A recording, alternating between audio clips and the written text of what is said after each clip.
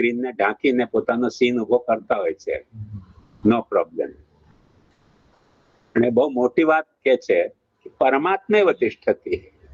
જેમ પરમાત્મા પરમેનન્ટ છે તેવી રીતે આ દૃષ્ટતા પરમેનન્ટ છે.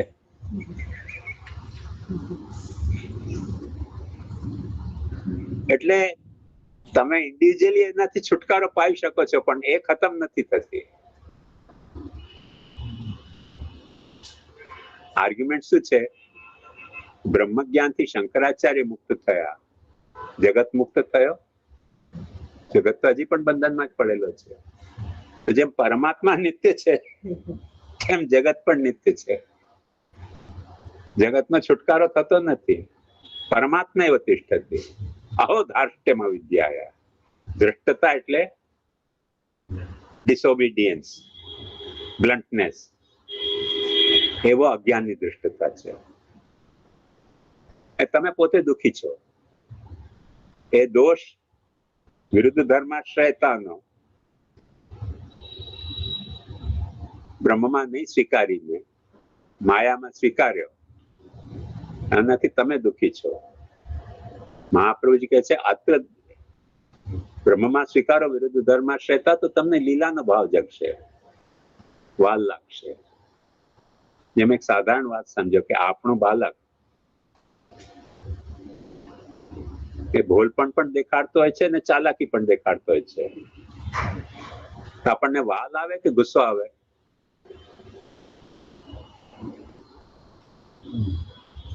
બીજાનું બાળક ચાલાકી દેખાડે તો આપણને ગુસ્સો આવે, પાડોશીનો બાળક. પણ આપણું બાળક ચાલાકી દેખાડતો હોય, દાખલા તરીકે કોઈ ચીજ સંતાડીને તમે રાખ્યો અને ફ્રીજમાંથી ઉપાડીને ખાઈ જાય, તો તમને વાલ આવશે કે ગુસ્સો આવશે? એટલી ચાલાકી બાળકને કેમ સૂજી તેનો વાલ આવે. એમ તમને વાલ આવવો જોઈએ બ્રહ્મ ઉપર કે કેવી ચાલાકી કરી રહ્યો છે. જેમ યશોદાજીના માટે કહેવામાં આવે છે કે જાકો જો બિગાડ કિયો મોતે આય લે જાઓ, ગાલી મત દીજો મો ગરીબ નીકો જાય. તમારે ત્યાં કઈક તોફાન કર્યું હોય ને આંડા તોડી દીધા હોય, મટકી તોડી દીધી હોય, જે કઈ તમને પેનલ્ટી લગાડ્યો મારાથી વસૂલ કરી લો ને, હું માં છું, હું ભરી દઈશ. મારા બાળકને ગાળો નહીં આપતા. મહાપ્રભુજીનો ભાવ બ્રહ્મ પ્રત્યે એવો યશોદાજી જેવો છે કે ભાઈ બ્રહ્મને તમે ગાળો નહીં આપતા, એની લીલાને એપ્રિશિએટ કરતા શીખો, તો તમને ભક્તિ જાગશે. અને જો તમે માયાને તરફ કરશો તો તમારો પોતાનો માઇન્ડ નેગેટિવ થશે, દુનિયાનો માઇન્ડ નેગેટિવ કરશો અને એનાથી કોઈ પણ લાભ થવાનો છે નહીં. કેમ કે you cannot overcome. Although you can come individually, but universally it will remain there and there only. તો જ્યારે ત્યાંની ત્યાં જ રહેવાની છે બધી વસ્તુઓ. જગતમાં નશ્વરતા અને સ્થિરતા કાયમ રહેવાની છે. જગતમાં રોગ અને જીવન કાયમ રહેવાનું છે. માંદગી અને જીવન કાયમ રહેવાનું છે. જગતમાં સુંદરતા અને અસુંદરતા કાયમ રહેવાની હોય. જગતમાં પુણ્ય પાપ કાયમ રહેવાનો હોય. એ લીલાનો ગાન કરવો કે એનો વખોડવો? મહાપ્રભુજી કહે છે કે વખોડતા નહીં, એ લીલાનું ગાન કરો. લીલાનું ગાન કરશો તો તમારામાં ભક્તિનો મૂડ આવશે. અને દોષ જોવા જશો ને પછી તો બધું દોષ જ દેખાશે. અને અંતે દોષ જગતમાં દેખાતા દેખાતા જગદીશમાં પણ દેખાશે. જગદીશમાં દેખાય તોય વાંધો નહીં, કેમ કે જગદીશ તો સહન પણ કરી લેશે. પણ એ રિફ્લેક્ટ પછી તમારી પર્સનાલિટીમાં પણ થશે, અજ્ઞાનની માફક, અવિદ્યાની માફક. અને બુદ્ધ ભગવાનને છેલ્લે કબૂલ કરવું પડ્યું. બહુ કબૂલાત જાય ભગવાનની મજેદાર છે એક, કે બોધિ પામીને હું નિર્માણ પામું તો મારા જેવો સ્વાર્થી કોણ? બોધિ એટલે જ્ઞાન પામીને જો હું નિર્માણ પામું તો બિઝનેસ કરીને ધંધો મેં સુખ ભોગવા માટે કર્યો, શેર તો કર્યો નહીં કોઈની સાથે. તો શેર કરવા માટે હું નિર્વાણ બોધિ પામી ગયો છું, પણ નિર્માણ નહીં પામું, પાછો જન્મ લેતો રહીશ. અને જન્મને દુઃખ માને છે ભગવાન બુદ્ધ. પહેલો દુઃખ જન્મ છે. પહેલો દુઃખ અવિદ્યા અને બીજો દુઃખ જન્મ.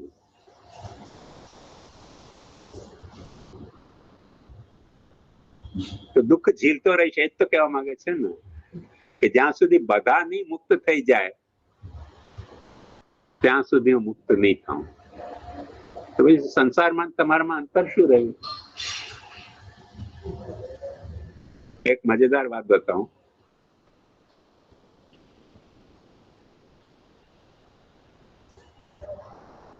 મુંબઈમાં સાવરકરના એક શિષ્ય હતા, એલજી થત્તે. એ નહેરુજી સામે ઇલેક્શનમાં ઉભા રહેતા હતા અને 30,000 વોટ લાવ્યા હતા.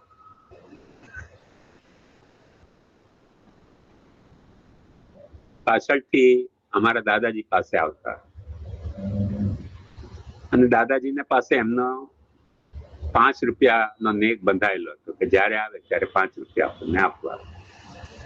એમને ખાવાનું કેમ કે પરણેલા નહોતા. એક દિવસે થત્તેજીએ લોકમાન્ય તિલકના પુતલાના નીચે ઉભા રહીને મોટી પ્રેસ કોન્ફરન્સ ભરી કે આવતા 5 વર્ષમાં હિન્દુસ્તાનમાં બધે ઠેકાણે જે હિન્દુ ધર્મ નહીં લાવું તો હું આત્મદાહ કરીશ. દાદાજીને ત્યાં તેમના 5 રૂપિયા રોજના બંધાયેલા હતા. દાદાજીના લીલા પધાર્યા પછી થત્તેજીનો એક્સપેક્ટેશન હતો કે હું પણ 5 રૂપિયા રોજ આપું. એ વખતે મારી ફાઇનાન્શિયલ એવી સ્ટેટસ નથી કે દરરોજ 5 રૂપિયા એફોર્ડ કરી શકું. આવતા જયારે આવતા ત્યારે હું પણ આપતો, કેમ કે દાદાજી આપતા હતા. આથી થઈ ગઈ એટલે એક દિવસે મેં સત્યજીને ટોન્ટ માર્યો. સત્યજી, આપે પ્રતિજ્ઞા કરી હતી કે 5 વર્ષમાં હિન્દુ ધર્મ નહીં આવી જાય આખા હિન્દુસ્તાનમાં તો હું આત્મદાહ કરીશ. એ ક્યારે પ્રોગ્રામ કરશો આપ? સત્યજીએ કહ્યું કે હા, એ બાબતમાં મેં ગંભીરતાથી વિચાર કર્યો અને મને લાગ્યું કે પ્રતિજ્ઞાને સાચી ઠરાવવા કરતા પ્રતિજ્ઞાને પોસ્ટપોન કરવામાં હિન્દુ ધર્મનો વધારે ફાયદો છે. બુદ્ધ ભગવાનની જેમ લાવ 5 રૂપિયા કાઢીને આપવા પડ્યા. તો પ્રતિજ્ઞાને તો સાચી કરે નહીં, કે પછી દાદાજીના ઉત્તરાધિકારી હોવાને કારણે મારે 5 રૂપિયા આપવા જ પડશે એમને.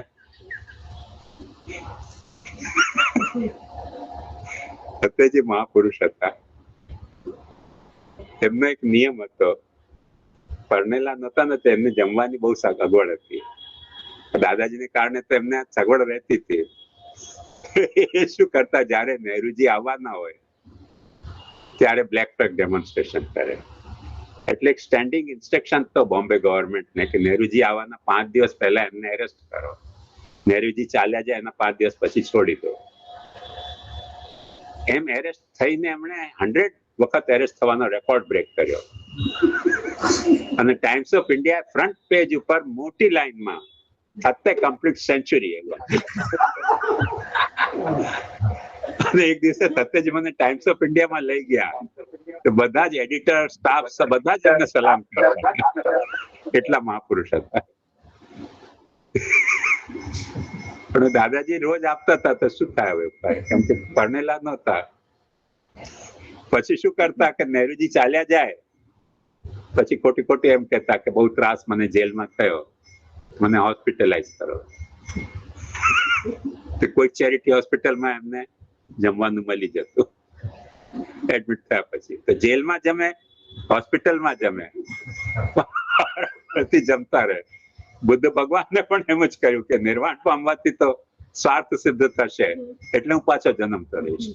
જ્યાં સુધી બધાનું નિર્વાણ ન થાય તો નિર્માણ પામવું જ નહોતું જોઈતું ને. પહેલા સારા હતા, પ્રવાહ રહેતો, મર્યાદા બતાવતા રહેતા. મહાપ્રભુજી કહે છે કે દ્વભૂત સર્ગ વિત્યુક્તે, 2 ભૂતના સર્ગ છે, એને કારણે પ્રવાહ તો સિદ્ધ જ છે. અને તેથી વેદસ્ય વિદ્યમાનત્વાત, વેદ તેમાં મર્યાદાએ બતાવી છે. હવે વેદ થી વાણીથી જે મર્યાદા દેખાડવામાં આવી છે, વાત સમજો ધ્યાનથી. એ વાણી શું કરે છે? દોષ નથી દેખાડતી, તમારી પ્રવૃત્તિને નિવૃત્તિ માટે કોઈકમાં ગુણનો કોઈકમાં દોષનો આરોપ કરે છે. વસ્તુમાં ગુણ દોષ નથી, કેમ કે વસ્તુ તો દરેક બ્રહ્મરૂપ છે, પણ તમે દરેકને વાપરી શકતા નથી.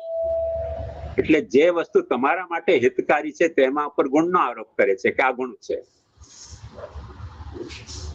જેમ ડોક્ટર કરે. શક્કર પણ જરૂરી છે, સોલ્ટ પણ જરૂરી છે, પણ તમને જો ઓબેસિટી વધી ગયો તો શક્કર ઘટાડી દો, તમારે પ્રેશર વધી ગયો હોય તો સોલ્ટ ઘટાડી દો.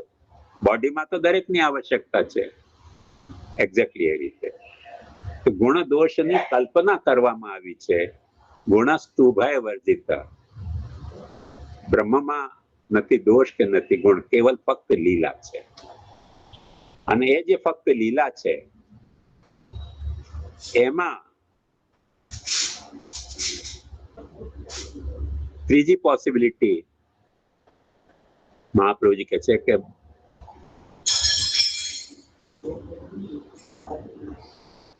કશ્ચિદેવ હિ ભક્તો હિ યો મદ ભક્ત ઇતિ રણા સર્વત્રોત્કર્ષ કથનાત પૂર્તિરસ્તુ. આ મર્યાદામાં અને પ્રવાહમાં, મર્યાદામાં પ્રવાહમાં તણાવવાની બીક લાગે છે.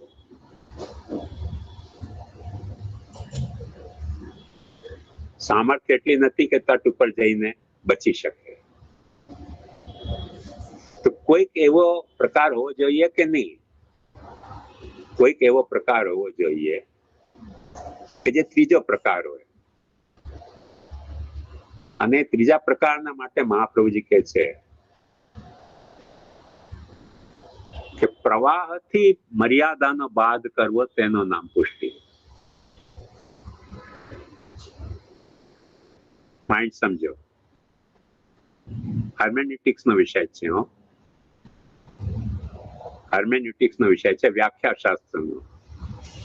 કેમ કે ઉત્સર્ગ એટલે રૂલ. રૂલ એટલે શું? રૂલ એટલે મા હિંસ્યાત સર્વભૂતાની, અનનેસેસરી વાયલેન્ટ નહીં થાવ. મા હિંસ્યાત સર્વભૂતાની એ રૂલ છે. પણ શાસ્ત્રે કહ્યું છે કે તમને જે મારવા આવતો હોય,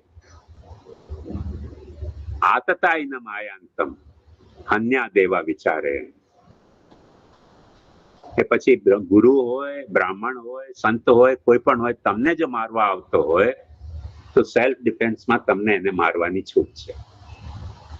એ અપવાદ છે, એ રૂલ નથી. ખ્યાલમાં આવ્યું? હવે આ અપવાદનો પ્રવાહ જે છે તે રૂલ છે, મર્યાદા એનો અપવાદ છે કે તમે તણાવતા નહીં, એઝ પર રૂલ પ્રવાહમાં નહીં તણાઈ જાઓ. આ વસ્તુને ફોલો કરશો તો તમે કાંઠે લાગી શકશો. એનો પ્રવાહથી બાદ કરવો એટલે પ્રવાહ જે સામાન્ય રૂલ છે એને રિસ્ટોર કરો પાછો. એ કઈ રીતે? શાસ્ત્ર એમ કહે છે કે તમે સંન્યાસી, ક્ષત્રિય, એ બધાના માટે શાસ્ત્ર એમ કહ્યું છે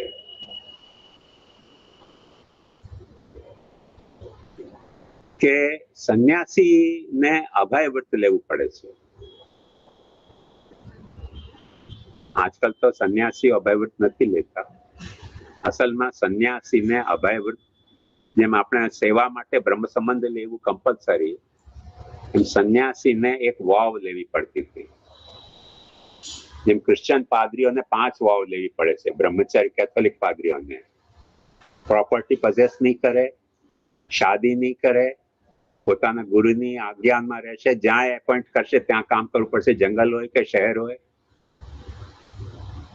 એવી 5 એમને વાવ લેવી પડતી હોય છે, ત્યારે પાદરી થઈ શકે. એમ આપણે ત્યાં સંન્યાસીને વાવ લેવી પડતી હતી. પ્રોપર્ટી પોઝેસ નહીં કરે, એ કોમન ભાવ છે. પણ એક વાવ એ હતી કે હું કોઈથી બીવીશ નહીં ને કોઈને બેવડાવીશ નહીં. કોઈનાથી બીવું નહીં ને કોઈને અભય વ્રત. અભય વ્રત લે તો વખતે કોઈક એને મારવા આવે તો પણ બીવાનું નહીં અને એને બેવડાવવું નહીં. તો મરવું જ મરવાનું જ નહીં. તો સંન્યાસીને એ અપવાદનો પાછો રિસ્ટોર કરવામાં આવ્યો હતો કે કોઈ સંન્યાસ લીધો હોય તમે તો તમે સેલ્ફ પ્રોટેક્શન નથી કરી શકતા. You cannot depend yourself. એ છૂટ ગ્રહસ્થીને છે, સંન્યાસીને નથી. કેમ કે તમે અભય વ્રત લીધો છે. આવ્યું ને? મા હિંસ્યાત સર્વભૂતાની એ પાછો લાગુ થઈ ગયો સંન્યાસ લેતાની સાથે.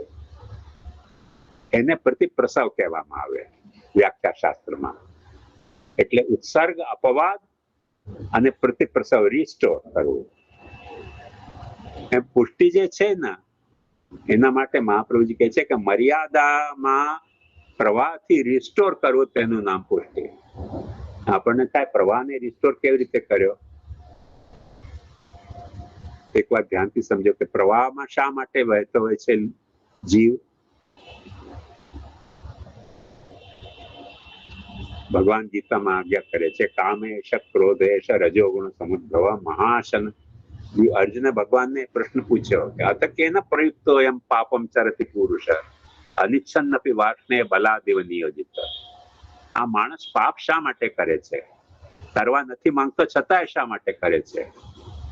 અને ભગવાને ત્યાં ગીતામાં ખુલાસા કર્યો કે પાપ એટલા માટે કરે છે, નથી ચાહતો પાપ કરો પણ કરવું પડે છે. અને શા માટે? કેમ કે કામેશ ક્રોધેશ રજોગુણ સમુદ્ભવ. એનામાં રાજસ ગુણ જે ભરાયેલો છે એનાથી એને કામ અને ક્રોધ જાગે છે. અને કામ ક્રોધને કારણે એને ખબર નથી પડતી કે ક્યારે એનાથી પાપ થઈ રહ્યો છે. ઓલમોસ્ટ મેકેનિકલી જેમ એક ક્રશિંગ મશીન આવે ને, આ બુલડોઝર બાબાનો મકાનને ક્રશ કરી દે. આપણે જે પણ વ્રત લીધા હોય, કામ અને ક્રોધ બે વસ્તુ એવી છે કે આપણા બધા વ્રતોને ક્રશ કરી દેતો હોય છે. કામેશ ક્રોધેશ રજોગુણ સમુદ્ભવ મહાશનો મહાપાપમાં સૌથી મોટા પાપ આ છે. એટલે એક્શનમાં પાપ કરવો એના કરતા મોટા પાપ આ છે કામ અને ક્રોધ. વિધ્યૈન મિહ વૈરિણમ. આ તમારા સાચા દુશ્મન છે. તો આખા પ્રવાહ સૃષ્ટિનો જે મૂળ છે એ કામ અને ક્રોધ છે. હું એક વાત દરેક વખતે સમજાવું છું કે ક્રોધ એ આપણી અહંતાનો એક્સપ્લોઝન છે અને કામ આપણી મમતાનો એક્સપ્લોઝન છે. એટલે અનએક્સપ્લોડેડ આપણી અહંતા મમતા કામ ક્રોધના બીજ રૂપે રહે છે. અને જો એક્સપ્લોઝન થઈ જાય આપણી અહંતા મમતામાં તો અહંતા આપણી ક્રોધ રૂપે. કેમ કે કોણે તમને રાઈટ આપ્યો બીજા ઉપર ગુસ્સા થવાનો? કોણે રાઈટ આપ્યો? તમારી અહંતાએ. કેમ કે તમે એમ સમજો છો કે તમે સાચા ને બાકી બધા ખોટા, તેથી ક્રોધ આવે છે. અને માણસ કોઈ દિવસે એટલો સાચો હોઈ શકતો નથી. એ સાચો હોય છે એમાં પણ ઘણી બધી કન્ડિશન હોય છે કે શા માટે સાચો છે. જેમ મટકા ખેલનારાઓ સાચું બોલતા હતા, સાચા બિઝનેસ કરનારા ટેક્સ ભરનારાઓ સાચું નથી બોલતા. મટકા વાળો કોઈ દિવસે જૂઠો નહોતો બોલતો, તરત પેમેન્ટ કરતો. જયારે રસીદ નહોતી હોતી, બિલ નહોતું હોતું, પેમેન્ટ તરત. સ્મગલર માણસ સાચો લાવે. બિઝનેસ દુકાનમાં જઈએ તો ખોટો માલ મળે. શા માટે? અનિચ્છન પીવાશને. કેમ કે એ ધંધા જેવો છે એમાં તમારે સાચું થવું જ પડે. તો વાત સમજવાની એ છે કે જે આપણે ક્રોધ છે ને એ એવો છે ધંધો કે તમારી અંતાના તમને સાચું ન માનો ત્યાં સુધી બીજા ઉપર ક્રોધ આવે જ નહીં. બીજા ઉપર ક્રોધ આવી રહ્યો છે મતલબ કે તમારો ઇગોટિઝમ એક્સપ્લોડ થઈ રહ્યો છે. બીજાનું કામ થઈ રહ્યું છે એટલે તમારામાં મમતા, જે હેલ્ધી મમતા છે એનો એક્સપ્લોઝન થઈ રહ્યો છે. એટલે કામે છે ક્રોધેશ રજોગુણ સમુદ્ભવ મહાશનો મહાપાપમાં વિદ્યૈનમિહ વૈરિણ્યમ. અને આખો પ્રવાહ એનાથી ચાલી રહ્યો છે, કામ ક્રોધ માઇન્ડ. શાસ્ત્ર મર્યાદા ભગવાન ગીતામાં સમજાવી છે કે કામ ક્રોધ ઉપર કંટ્રોલ લાવો. પુષ્ટિ ક્યાંથી આવી? કે જે તમારા કામ ક્રોધ છે એને ભગવાન તરફ વાળી દો. તો ભગવાન તરફ વાળી દેશો તો તમને કામ ક્રોધ પણ લીલા અનુભવાશે. ભગવાન તરફ વાળવી કેવી રીતે? વૃત્રાસુરે આપણને સમજાવ્યું. અજાત પક્ષાય માતરમ ખગા સંયમ યથા વત્સતરા ક્ષુધાર્તા પ્રિયમ પ્રિયેવ વિષિતમ વિષણ્ણા મનોર વિંદાક્ષ દૃક્ષતે. જે બાલક પક્ષીના બાલકને પંખ ના આવ્યો હોય, એની માતા ચીડિયા દાણો ચૂગવા જાય અને ઘોંસલામાં એ બેઠો બેઠો વાટ જ જોતો હોય છે, ત્યારે માં આવીને દાના ખવડાવે. સંયમ યથા વત્સતરા ક્ષુધાર્તા, વાછરડું પોતાની ગાયની વાટ જોતો હોય તેવી રીતે. અને પ્રિયમ પ્રિયવ વિષિત, હસબન્ડ કે લવર વિદેશ ગયો હોય તો એની બિલેવેડ જેવી રીતે વાટ જોવે છે, એવી રીતે હું તમારી વાટ જોઉં. એ કામ ને તે તરફ વાળો તો કામ કામ નથી રહી જતો. એ પ્રવાહનો ગુણને પાછો રિસ્ટોર કરવામાં આવ્યો ભક્તિના રૂપે, તે ગુણ થઈ ગયો. ક્રોધને પણ પાછો રિસ્ટોર કરવામાં આવ્યો. કેવી રીતે? અર્જુનને ભગવાને જ સમજાવ્યું કે તું કે છે કે તને મારવું નથી, પણ તું સ્ક્રિપ્ટ તો સમજ કે મારી શું છે. મયૈવેતે નિહિતા પૂર્વમેવ નિમિત્ત માત્રમ ભવ સવ્યસાચી. જેમને મારવા છે એને મેં મારી રાખ્યા છે સ્ક્રિપ્ટમાં. તારે તો સ્ટેજ પર ફક્ત ડ્રામા કરવાનું છે, તીર ચલાવવાનું. એ તો ક્રોધનો નાટક કરવો પડશે ને તીર ચલાવવા માટે. ક્રોધને જયારે આપણે ભગવાનના આજ્ઞાનો અંગ બનાવી દઈએ તો રિસ્ટોરેશન થયું. હવે દોષ નહીં રહ્યો, ગુણ થઈ ગયો. એ ભગવાન કે છે કે મદ્વાર્તા યાતયામાનામ ન બંધાય ગ્રહામતા. ગ્રહ જે છે, ગ્રહ શબ્દની ઇટમોલોજી બે રીતે થાય. ગ્રહણાતિથી ગ્રહમ, પણ એમાં ખુલાસો નથી કે કોને ગ્રહણ કરવું, કોનું ગ્રહણ કરવું.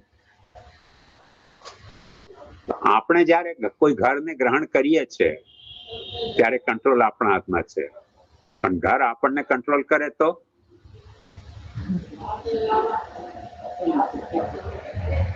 ઘર આપને કંટ્રોલ કરે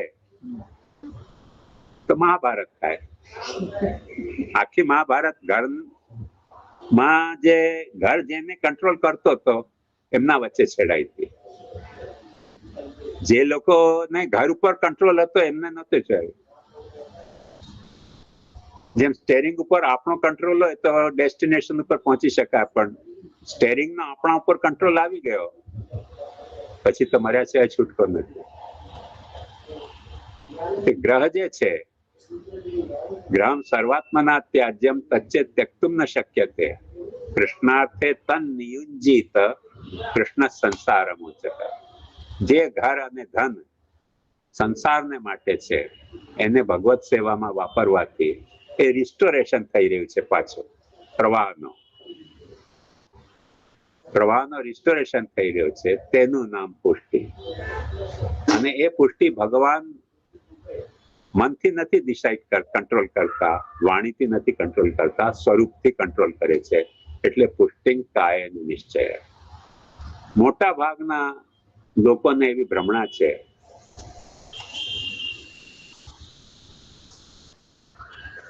કે પુષ્ટિ જીવ જે છે તે ભગવાનના સ્વરૂપમાંથી ટપકેલો આંબાના પેડમાંથી ટપકેલો આંબો હોય ને તેવો છે. That's wrong concept. અહીંયા પુષ્ટિ જીવ શેનામાંથી ટપક્યો છે એના નથી, બધા જ પુષ્ટિ જીવ અક્ષર બ્રહ્મમાંથી ટપકેલા છે. અક્ષર બ્રહ્મ નામ શું છે? કોઈ ટપક્યાય નથી. વિધિન ધી અક્ષર બ્રહ્મ ઉત્પત્તિ પહેલા ઉત્પત્તિ વખતે અને ઉત્પત્તિ પછી પણ અક્ષર બ્રહ્મમાં જ રહેવાના છે. Be absolutely clear in your mind. ચાહે પુષ્ટિ જીવ હોય, ચાહે મર્યાદા જીવ હોય, ચાહે પ્રવાહી જીવ હોય, એ અક્ષર બ્રહ્મમાં જ રહેવાનો છે. પુરુષોત્તમને પ્રાપ્ત કરશે તો પણ અક્ષર બ્રહ્મમાં પ્રાપ્ત કરશે. પુરુષોત્તમને પ્રાપ્ત નહીં કરે અને મુક્ત થઈ ગયો તો પણ અક્ષર બ્રહ્મમાં મુક્ત થશે. અને પુરુષોત્તમને નહીં ને અક્ષર બ્રહ્મા મુક્તિ નહીં પ્રાપ્ત કરે અને સંસારમાં રહેશે તો એવું નહીં સમજતા કે અક્ષર બ્રહ્મા નથી, કેમ કે સંસાર પણ અંતે તો અક્ષર બ્રહ્મમાં પ્રકટ થયો છે. સિદ્ધાંત મુક્તાવલીમાં મહાપ્રભુજી સમજાવે છે કે પ્રપંચ રૂપથી અને પ્રપંચાતીત બંને જાતના અક્ષરના રૂપ છે. એટલે અક્ષરમાંથી તો છુટકારો છે જ નહીં આપણો. તો એ વાતને સમજો. પુષ્ટિજીવ જે છે એ અક્ષરમાં ઉત્પન્ન થયો છે, અક્ષરમાં સ્થિત છે અને અક્ષરમાં જ લીન થવાનો છે. પુરુષોત્તમ સાથે લીન થાય, પુરુષોત્તમ વગર લીન થાય, અથવા પુરુષોત્તમ અને અક્ષર બંનેની અવેરનેસ વિના કામ, ક્રોધ, લોભ, મોહમાં લીન થાય તો પણ અક્ષર બ્રહ્મા જ છે. તો એક વાત નિશ્ચિત સમજો. એટલે જે મુક્તિ છે એના માટે પણ મહાપ્રભુજી એક આજ્ઞા કરે છે કે પુષ્ટિ સૃષ્ટિ, પુષ્ટિ જીવની, જીવ દેહ ક્રિયા ભેદૈ પ્રવાહેણ ફલેન ચ. જીવ, દેહ, ક્રિયા, પ્રવાહ અને ફલ, આટલા એંગલથી અહીંયા બધા જ જીવોનો વિચાર છે. પુષ્ટિ જીવનો પણ, મર્યાદા જીવનો પણ અને પ્રવાહી જીવનો પણ. તો એ અંતર્ગત પ્રવાહ સૃષ્ટિ મનથી થઈ છે. મનથી સૃષ્ટિ થઈ છે એનો મુખ્ય મતલબ શું? કે ભગવાન રોકટોક નથી કરતા. રોકટોક નથી કરતા. allow you to do as you want to do. એનું નામ પ્રવાહ. વાણીથી રોકટોક કરે તો મર્યાદા. વાણીથી રોકટોક કરી તો મર્યાદા. તો વાણીથી રોકટોક નહીં કરીને સ્વરૂપથી રોકટોક કરે કે તને વહેવા નહીં દઉં. મને દર વખતે અહીંયા મુંબઈમાં ગાંડા ગિરધરલાલ હતા, એમની એક હિસ્ટ્રી યાદ આવે છે કે ગાંડા ગિરધરલાલ અહીંયા ભુલેશ્વરમાં હતા. એ ગાંડા હતા અને એમની વિખ્યાત એવી હતી કે કોઈને પણ બેંત મારી દે અને શાક ખરીદવા પોતે જતા સાંજના રોજ જોલી લઈને. અને જેમને બેંત મારતા એ લોકોને એ વખતે ધારણા હતી કે બેંત એમની ખાઈ લીધી તો બેડો પાર થઈ ગયો. તો બધા લોકો બેંત ખાવા માટે આડે આવતા એમને, પછી બેંત મારી દેતા. નાનકડી બેંત રાખતા હતા, ટપકારી દેતા એના પીઠ ઉપર. એમના ઘરનો એક સેવક તે વખતે આર્ય સમાજી થઈ ગયો. ગાંડા ગિરધરલાલને ખબર પડી કે એ રીતે મારો સેવક આર્ય સમાજી થઈ ગયો. અમદાવાદ પધાર્યા. અમદાવાદ પધાર્યા સામાન વામાન લઈને. એમની વાઈફે કહ્યું કે ભાઈ અમે હવે પુષ્ટિ માર્ગી નથી રહ્યા, અમે આર્ય સમાજી થઈ ગયા, હવે અમને અહીંયા રોકાવા નહીં દઈએ. ગાંડા ગિરધરલાલ તો ગાંડા હતા. એમણે કહ્યું તું રોકનારી હોય છે કોણ? તારો બાપ અમારો પુષ્ટિ માર્ગનો સેવક હતો, તારો સસુર પુષ્ટિ માર્ગનો સેવક હતો, તું પુષ્ટિ માર્ગની સેવક હતી, તારો પતિ પુષ્ટિ માર્ગનો સેવક હતો, અમે અહીંયા જ રોકાશું.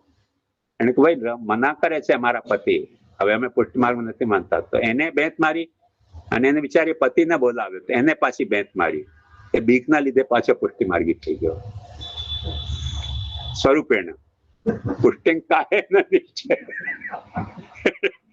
ભગવાન પુષ્ટિ માર્ગમાં જયારે આવે ને ત્યારે સ્વરૂપથી કંટ્રોલ કરે છે, વાણીથી નહીં. બેંત મારીને પાછો પુષ્ટિ માર્ગી બનાવી લીધો. એના માટે ગટ્સ જોઈએ. એના માટે ગટ્સ જોઈએ કે પ્રવાહની વૃત્તિ થી પણ પાછો એને ઉદ્ધાર કર્યો. એટલે મહાપ્રભુજી કહે છે કે પ્રવાહે ન મર્યાદા બાધનમ પુષ્ટિ. જે વસ્તુ મર્યાદામાં દોષરૂપ ગણાવવામાં આવી, ગ્રહ, ધન, કામ, ક્રોધ, લોભ, મોહ, મદ, માત્સર્ય, એ બધા ભક્તિના અંગ બનીને ભગવાનના સ્વરૂપથી જો કંટ્રોલ થતા હોય ગાંડા ગિરધરલાલના સ્વરૂપથી, તો પુષ્ટિ છે. ઇન સંક્ષેપમાં આટલી વાત સમજ જરૂરી છે. મહાપ્રભુજીએ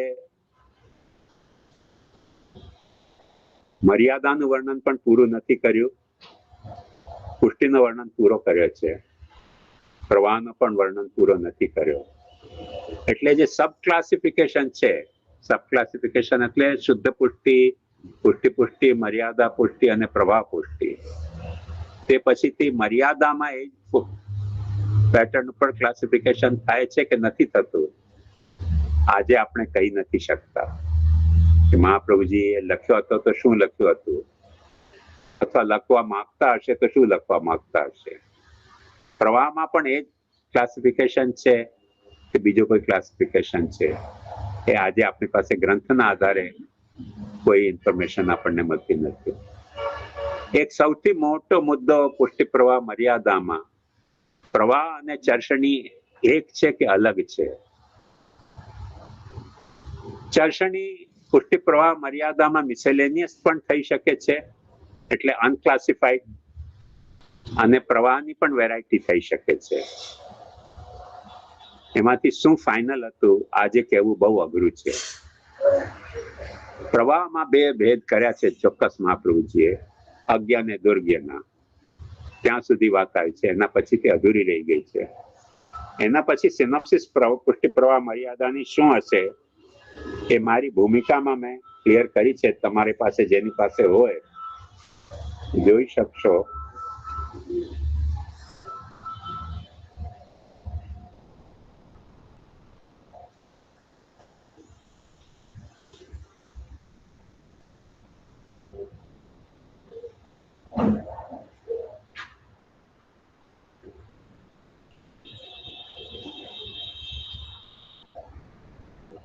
કેટલા વિષય બાકી રહી ગયા છે?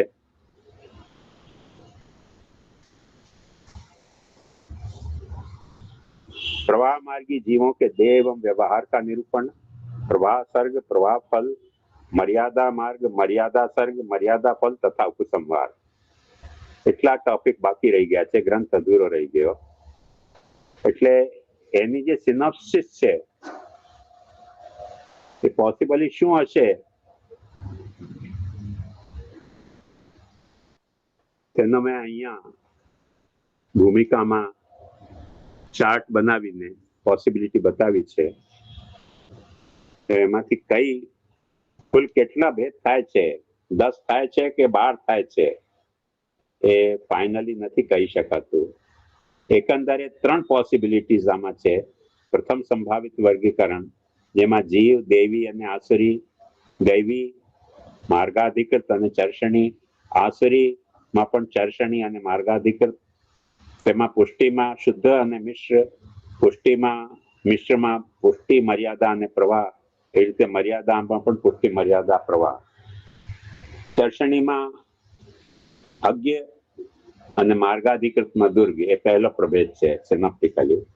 બીજો સિનોપ્ટિકલી પ્રભેદ એવો પણ થઈ શકતો હશે કદાચ કે જીવ 3 જાતના, પુષ્ટિ પ્રવાહ, પુષ્ટિ, મર્યાદા અને પ્રવાહ. એમાં શુદ્ધ અને મિશ્ર, મિશ્રના પુષ્ટિ પ્રવાહ, પુષ્ટિ મર્યાદા અને પ્રવાહ, મર્યાદાના પુષ્ટિ મર્યાદા અને પ્રવાહ, અને પ્રવાહના પણ પુષ્ટિ મર્યાદા અને પ્રવાહ. એમ 10 પ્રકાર થાય. ત્રીજો સંભાવિત વર્ગીકરણ એમ છે કે પુષ્ટિ પ્રવાહ મર્યાદા માં શુદ્ધ અને મિશ્ર, એમાં બધામાં શુદ્ધ અને મિશ્રના ભેદ કરતા 3, 3, 6, 3, 9 અને 1 શુદ્ધ, 3 શુદ્ધ, એટલે 12 પ્રભેદ થાય. સિનોપ્ટિકલી આટલા પોસિબલ પ્રકારે પૂરો થઈ શકતો હશે કદાચ. એમાંથી કયો મહાપ્રભુજીનો અભિપ્રેત હતો, આજે ગ્રંથ અપૂર્ણ મળતો હોવાથી આપણે કહી નથી શકતા. હવે તમારે જે કઈ પ્રશ્ન કરવો હોય તે કરો.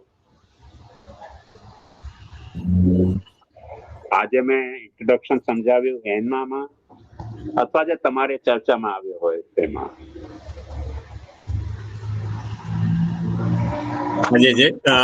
જે અમારે ચર્ચામાં અત્યાર સુધી આવી ગયેલા ટોપિક છે આ ગ્રંથની અંદરના, એના ઉપરના પ્રશ્નો પહેલેથી મગાવી રાખ્યા તમારી પાસે. એટલે વૈષ્ણવ વતી હું જે અહીંયા આપને રજૂ કરું છું.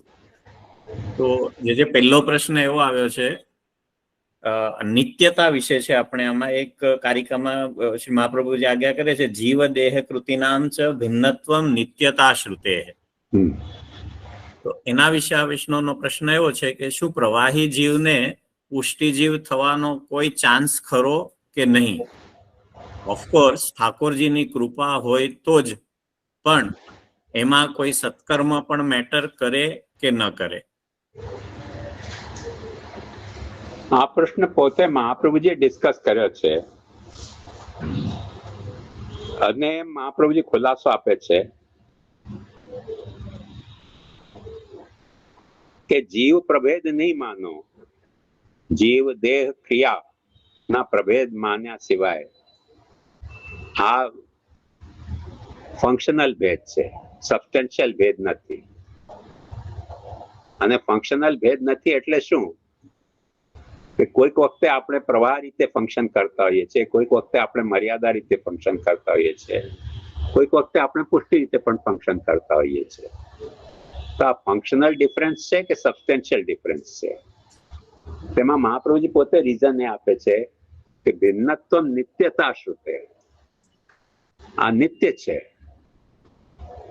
નિત્ય છે એનો મતલબ કે પ્રભુએ સૃષ્ટિના આરંભમાં આ ક્લાસિફિકેશન કર્યો છે. તેથી જ્યાં સુધી પ્રલય ન થાય ત્યાં સુધી આ ક્લાસિફિકેશન રહેવાનું છે. જેમ ડ્રામામાં ડાયરેક્ટર એક એક્ટરને કોઈ કેરેક્ટરનો રોલ ભજવાનું ડિસાઈડ કરી દે, એ ડ્રામા પૂરો ન થાય ત્યાં સુધી એનો એ જ રોલ રહેશે. એ રીતે નિત્યતા, આ નિત્યતા જે છે, એક વાત સમજો કે દેવા મરણ ન્યાયથી સાપેક્ષ નિત્યતા છે, નિરપેક્ષ નિત્યતા નથી. નિત્યતા બે જાતની હોઈ શકે છે, સાપેક્ષ નિત્યતા અને નિરપેક્ષ નિત્યતા. સાપેક્ષ નિત્યતા એટલે સેકન્ડનો કાંટા ની અપેક્ષાથી મિનિટનો કાંટો થોડો સ્થિર છે. રિલેટિવલી એમાં સ્થિરતા દેખાય છે. સેકન્ડના કાંટાની માફક ભાગતો નથી દેખાતો. મિનિટના કાંટાથી ઘંટાનો કાંટો રિલેટિવલી સ્થિર છે. ઘડિયાળમાં દિવસનો કાંટો નથી હોતો, પણ દાખલા તરીકે બનાવવામાં આવે તો 24 કલાકે કાંટો એક સરખશે, એટલે રિલેટિવલી વધારે સ્થિર થઈ ગયો દિવસનો કાંટો. અને જો મહિનાનો કાંટો બનાવવામાં આવે અલગ, હજી વધારે સ્થિર થઈ ગયો. તો આ જે સ્થિરતા છે રિલેટિવ સ્થિરતા છે, એબ્સોલ્યુટ સ્થિરતા નથી. એમ નિત્યતા પણ રિલેટિવ પણ હોઈ શકે છે અને એબ્સોલ્યુટ પણ હોઈ શકે છે. તો અહીંયા રિલેટિવ નિત્યતા છે, ભિન્નત્વ નિત્યતા શ્રુતે. કેમ કે ભગવાને સૃષ્ટિમાં લીલા કરવા માટે આ પ્રભેદ પ્રકટ કર્યા છે ઈચ્છાથી. તેથી જ્યાં સુધી સૃષ્ટિ ચાલે છે ત્યાં સુધી આ નિત્ય છે. જેમ દેવતાઓ અમર છે, દેવતાઓ અમર છે ક્યાં સુધી અમર છે? જ્યાં સુધી સૃષ્ટિ છે ત્યાં સુધી, દેવા મરાના ન્યાયથી. એટલે ફંક્શનલ નથી, સબસ્ટેન્શિયલ ડિફરન્સ છે, ડિસ્ટિંક્શન છે. જી જી. હવે બીજો એક પ્રશ્ન એવો છે કે ભગવાનનું મન, વાણી અને સ્વરૂપ, આ જેમાંથી સૃષ્ટિ પ્રવાહ અને મર્યાદા સૃષ્ટિ થઈ, એ અલગ અલગ કેવી રીતે સમજવા? આમ જોવા જાવ તો સ્વરૂપમાં જ મન અને વાણી ન આવી જાય?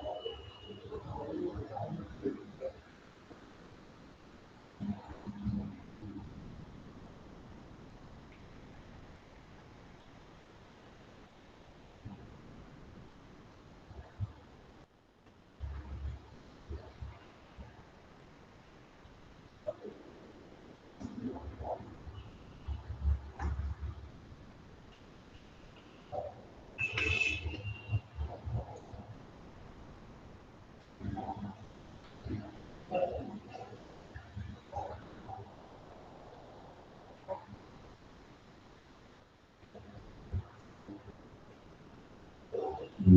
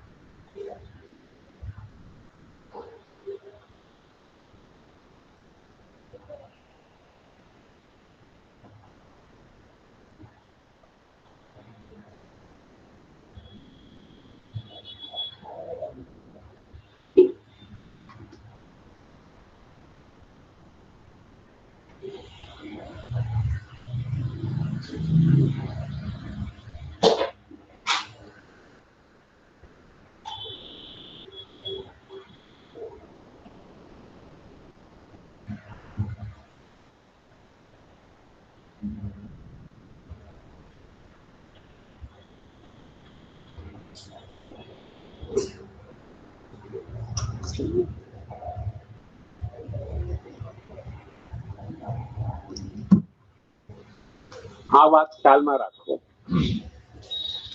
ધારો કે સ્વરૂપ બ્લુ રંગનો છે, વાણી લાલ રંગની છે, મન બ્લેક કલરનો છે, તો જીવાત્માનું જે સ્વરૂપ છે એ તો શુદ્ધ ચૈતન્યનો બ્રહ્મ જેવો જ છે, પણ એનો મન જે છે, વાણી જે છે એ જડ છે, ચેતન નથી, સચેતન છે. અને મન પણ જડ છે, ચેતન નથી પણ સચેતન છે. એટલે બિહેવ કરે છે ચેતનાની માફક, પણ એકચ્યુઅલી બાય ડિફોલ્ટ એ ચેતન નથી, સચેતન છે. અયોગોલક ન્યાયથી જેમ લોડાને ગરમ કરો તો એ ફાયરી થઈ જાય, પોતે ફાયર નથી હોતો. કેમ કે થોડીક વાર શાંતિથી મૂકી દો તો પાછો ટાળો પડી જશે, ફાયરી નહીં રહી જાય.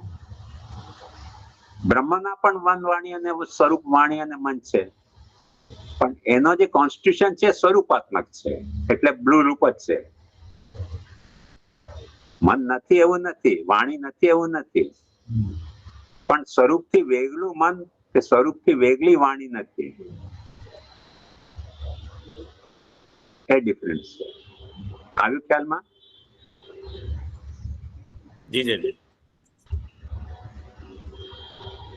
બ્રહ્મને મન વાણીથી રહિત માનવો અને સ્વરૂપથી પણ, એ શાંકર સિદ્ધાંત છે. આપણે ત્યાં એમ કહેવામાં આવ્યું છે, અપાણી પાદો જવનો ગ્રહિતા પશ્યત્ય ચક્ષુષ શૃણોત્ય કર્ણ.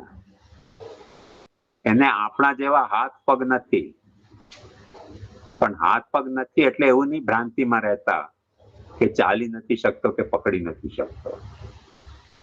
જવનો ગ્રહિતા, જવનો એટલે ફાસ્ટ, અને ગ્રહિતા જ્યારે જેને કેચ કરવું હોય કરી શકે છે. એટલે આપણની પ્રોબ્લેમ એ છે કે આપણે હાથ વગર કેચ કરી શકતા નથી, પગ વિના ચાલી શકતા નથી. પણ લોઅર કિંગડમમાં એનિમલને,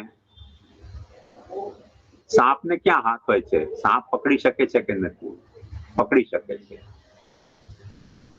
સાપ પકડી શકે છે. આપણા ભીતર જે વ્હાઇટ સેલ છે કે કોઈ પણ ફોરેન એલિમેન્ટ આવી જાય તો એને પકડી શકે છે કે નહીં? બ્લડમાં પકડી શકે છે. દોડી શકે છે કે નહીં? દોડી શકે છે. નથી એને પંખ, નથી એને પૂંછ, કે નથી એને હાથ કરવા માટે બ્લડમાં, તો એ તરી શકે છે કે નહીં? તો આવા લોઅર ફીચરમાં જે પોસિબિલિટી હોય, અપાણી પાદો જવનો ગ્રહિતા પશ્યત્ય ચક્ષુ શૃણોત્ય કર્ણ, એ સાંભળી શકે છે. વૃક્ષને કાન ક્યાં હોય છે, પણ વૃક્ષ સાંભળે છે કે નથી સાંભળતો? વૃક્ષ સાંભળી શકે છે. જગદીશચંદ્ર બોઝે સિદ્ધ કર્યું કે સાંભળી શકે છે, કાન વિના પણ સાંભળી શકે છે. તો કાન વિના જો વૃક્ષ સાંભળી શકતો હોય તો બ્રહ્મ કેમ નથી સાંભળી શકતો? એટલે ઉપનિષદે કન્ક્લુઝનમાં એક વાત કહી છે કે શૃણ્વન્નેવ શ્રવણો ભવતિ પશ્યન્નેવ ચક્ષુર ભવતિ. એની જોવાની ક્રિયા અને આંખ નોખા નથી. આપણી સાથે કેમ કે આ આર્ટિફિશિયલી પ્રોવાઇડેડ ગેજેટ હોવાથી જોવાની ક્રિયા નોખી છે અને આંખ નોખી છે. એટલે ઘણી વખતે આંખ હોય છે પણ જોઈ નથી શકતા, ઘણી વખતે જોવાની ક્રિયા હોય છે પણ આંખ નથી હોતી. સાંભળવાની ક્રિયા હોય છે પણ કાન નથી હોતા. તમને થશે કેવી રીતે સાંભળે છે? હું દર વખતે મારા બચપનનું એક ઉદાહરણ આપવા માંગુ છું કે મારા મા પાસે ગ્રામોફોન અને રેકોર્ડ ઘણી બધી હતી અને દૈન્ય ભાવથી સેવામાં નાવા જાય તો હું બેઠો રહેતો શાંતિથી. ગયાની સેવામાં નાઈને રાજભોગ ધરવા પધારતા અને મને એક વાતનું બહુ એક્સાઇટમેન્ટ હતું કે ગ્રામોફોનનો જે પેલો ડટ્ટો હોય ને તેમાં સુઈ નહીં રાખીને હાથમાં સુઈ રાખવાની અને રેકોર્ડ ચાલુ કરવાની. અને રેકોર્ડ ઉપર ધીમે ધીમે હાથને એટલો આધાર રાખું કે જે એના ક્રીઝ હોય એના મુજબ હાથ મૂવ થાય. અને મને હાડકામાં સંભળાતું હતું, બહાર ગીત નહોતું સંભળાતું. કેમ કે જે વાઇબ્રેશન છે ને ગ્રીવ્સને કારણે જે વાઇબ્રેશન આવતા હતા તે હાડકામાં આવતા હતા, એરમાં નહોતા આવતા. અને આમ કાન સાંભળીને ખભા ઉપર એ રેકોર્ડ સાંભળવાનો એક જાતનું ઘેલછા હતી. મને બહુ એક્સાઇટિંગ લાગતું હતું. નોર્મલી તો એમ કહે છે કે જે સાઉન્ડની વેવ છે તે એરથી આવતી હોય છે, પણ મને એટલું બધું એક્સાઇટિંગ લાગતું કે એર નથી અને હાડકામાં કેમ ગીત સંભળાય છે, આખું ગીત સંભળાતું હતું. આજકાલ તો બહુ એવા રેકોર્ડ મળતા નથી, બાકી નહીં તો પુરાનું કોઈ હોય તો તમે એક્સપેરિમેન્ટ કરીને જોજો. મારો તો શોખ જ હતો, એડિક્શન હતો. ગ્રીવ્સ ઉપર હું સોઈ રાખીને ગીત અહીંયા ખભામાં સાંભળતો. તો પશ્યન્નેવ ચક્ષુર ભવતિ પ્રાણન્નેવ પ્રાણો ભવતિ. બ્રહ્મમાં પ્રાણ પણ છે, પણ આપણું પ્રાણ આર્ટિફિશિયલ છે, બહારથી લઈએ છે. અને બ્રહ્મના માટે એમ કહેવાય છે આની દવાતમ. એ શ્વાસ લેતો તો હવાના શ્વાસ નહોતો લેતો, પોતાની શ્વાસ લેતો હતો. આપણને આશ્ચર્ય પોતાની શ્વાસ કેવી રીતે લઈ શકે? પણ એક વાત સમજો કે ઘણા બધા બેક્ટેરિયા અને વાયરસ ને આ હવાની જરૂરત નથી પડતી જીવવા માટે, પોતાની શ્વાસ લેતા હોય છે. ટુ ધી એક્સટેન્ટ જેમ ડેઝર્ટના જે પ્લાન્ટ હોય ને એમને બહારના પાણીની જરૂરત નથી પડતી, પોતાના પાણીથી હાર્યા રહેતા હોય છે. બીજા પ્લાન્ટ જે હોય પ્લેન એરિયાના એમને બહારના પાણીની જરૂરત પડતી હોય છે, અને પોતાનું પાણી રાખતા હોય છે સ્ટોર કરીને. એટલે એ પ્લાન્ટમાં જે પોસિબિલિટી હોય તો બ્રહ્મ પ્રાણન્નેવ પ્રાણો કેમ ન ભવતી. એટલે બ્રહ્મને પણ મન, ચક્ષુ, વાણી બધું જ છે, પણ આપણા જેવું આર્ટિફિશિયલી એક્સ્ટ્રા પ્રોવાઇડેડ નથી. બાય ડિફોલ્ટ એના સ્વરૂપના ફંક્શન અને સબસ્ટન્સમાં કોઈ જાતનો કમ્પાર્ટમેન્ટ નથી. આપણે ત્યાં એક કમ્પાર્ટમેન્ટ છે કે આંખ હોય પણ આપણે જોઈ ન શકીએ, જોઈ શકતા હોઈએ પણ આંખ ન હોય. કેવી રીતે? ઘણાઓની આંખ નથી હોતી, પણ આજે એવા ગેજેટ આવી ગયા છે કે તમે અહીંયા લગાવો તો તમને દેખાય.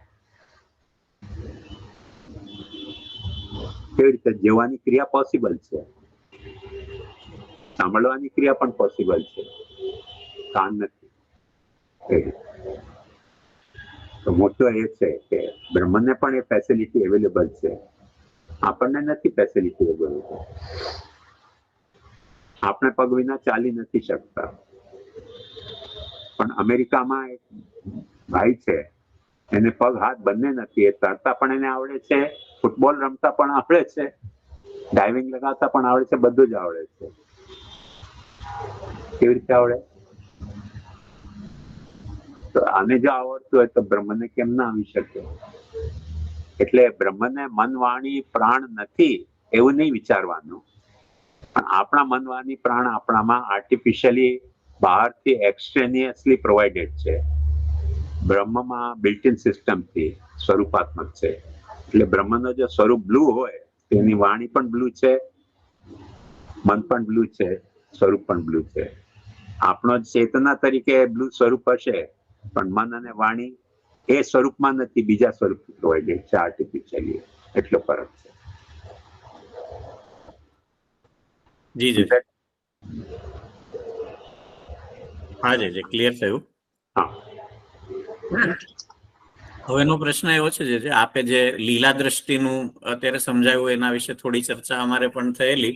ત્યારે એક વૈષ્ણવનો પ્રશ્ન હતો કે ઉત્પત્તિના સમયે પુષ્ટિ અને પ્રવાહી આ જીવોમાં કોઈ બાયફર્કેશન થવા માટે is there some reason for ભગવાનની ઈચ્છા?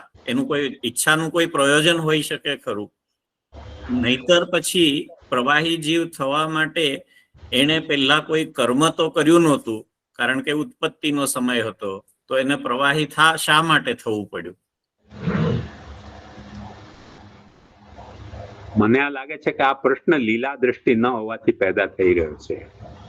તો વગર ફરીથી હું સ્ટ્રોંગલી રિકમેન્ડ કરીશ, ખમો થોડીક વાર, લીલા દ્રષ્ટિ કેળવી લો, પોતાની મેળે સમજમાં આવી જશે કે કર્મને કારણે આપણે કશું નથી કરતા, ભગવાનની લીલાને કારણે જે કાંઈ આપણે છીએ તે છે. પુષ્ટિ પણ છે તો ભગવાનની લીલાને કારણે, મર્યાદા પણ છે તો ભગવાનની લીલાને કારણે, અને પ્રવાહી છે તે પણ ભગવાનની લીલાને કારણે. પણ જો લીલા દ્રષ્ટિ નહીં કેળવાય તો આ પ્રશ્ન બધા ઉત્પન્ન થવા સ્વાભાવિક છે.